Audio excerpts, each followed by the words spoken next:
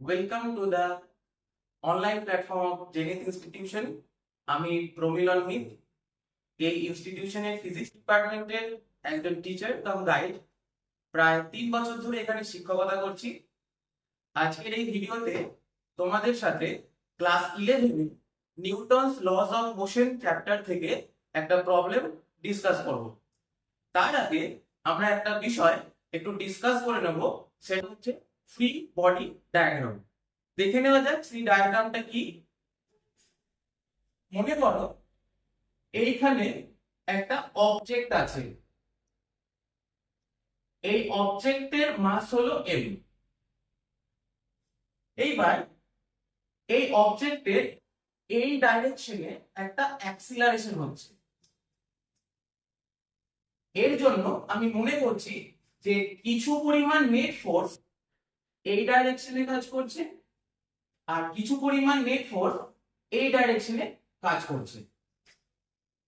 তো যেহেতু বডিটার অ্যাক্সিলারেশনটা এই দিকে হচ্ছে, তাই আমি মনে করতে পারি এই দিকের ফোর্সটা হচ্ছে লার্জার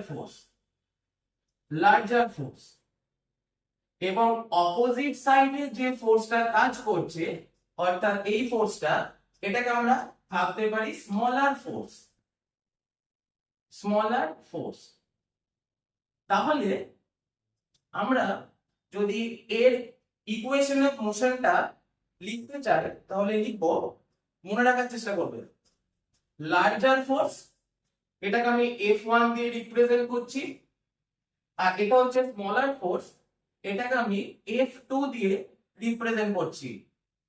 ইকুয়েশন অফ মোশনটা তুমি লিখবে F1 অর্থাৎ larger force minus F2 that is smaller force equals to mass into acceleration,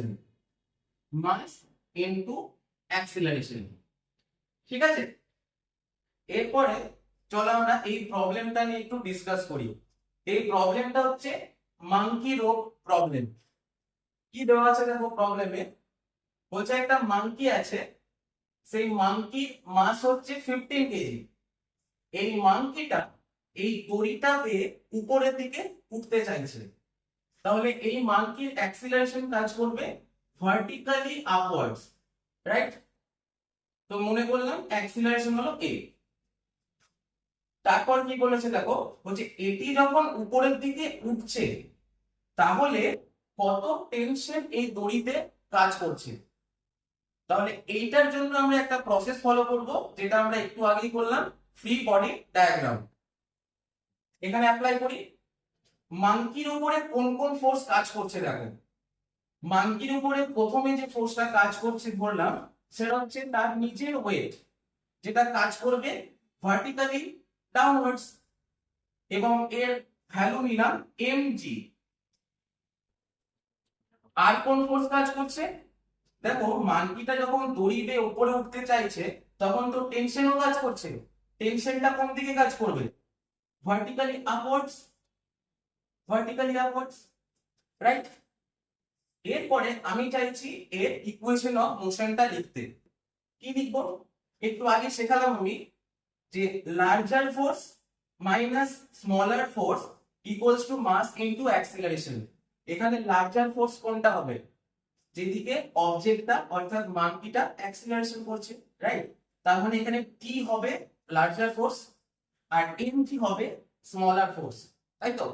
তাহলে আমরা ইকুয়েশন অফ মোশনটা লিখতে পারি T minus mg is equals to mass into acceleration, right? আমার দরকার হচ্ছে T। তাহলে আমি কি করি, এই মাইনাস mg টাকে রাইট সাইডে নিয়ে চলে যাই। তাহলে লিখতে পারি T equals to mg plus mn, right? এরপরে তুমি এখানে m কে কমন নিয়ে নাও। m কে কমন নেওয়ার ফলে তুমি পেয়ে যাচ্ছ m within bracket g plus a, right? তাহলে কত পরিমাণ টেনশন কাজ করছে? m into g plus a। এবারে তুমি অ্যাক্সিলারেশন দেখো বলা আছে 1 মিটার পার সেকেন্ড স্কয়ার, আর g কে তুমি 10 নিয়ে নাও। আর মাস দেওয়া আছে 15 কেজি। এই ভ্যালুগুলো এখানে পুট করছি, তাহলে আমি কি পাচ্ছি, T ইকুয়ালস টু মাস হচ্ছে 15 কেজি, g হলো 10 metre per second square, acceleration হলো 1। এটাকে ক্যালকুলেট করলে কত অ্যান্সার আসছে, 15 ইনটু 11 মানে 165। তাহলে তোমার ফাইনাল অ্যান্সার চলে এলো 165 নিউটন। অর্থাৎ দেখো এখানে যেটা চেয়েছে, how much force should eat apply to the rope, অর্থাৎ এই মানটিটা এই দড়ির উপরে কত ফোর্স অ্যাপ্লাই করছে। কি হবে না, দড়িটা যত পরিমাণ টেনশন তত পরিমাণ, এবং তার ভ্যালুটা হচ্ছে 165 নিউটন।